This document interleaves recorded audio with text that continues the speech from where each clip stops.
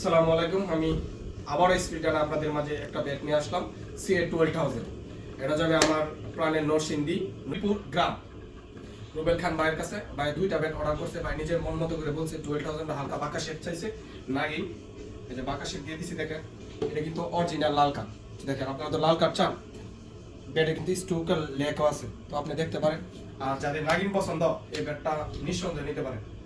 আর আরেকটা ব্যাট নিল ভাই, এটা সিএ 10,000।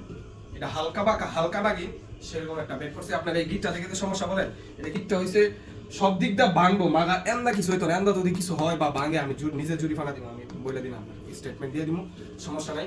দেখেন ব্যাটটা শেপটা দেখবেন, একটা নাগিন হয়েছে সেরকম একটা টোড়াও মাশাআল্লাহ ভালো।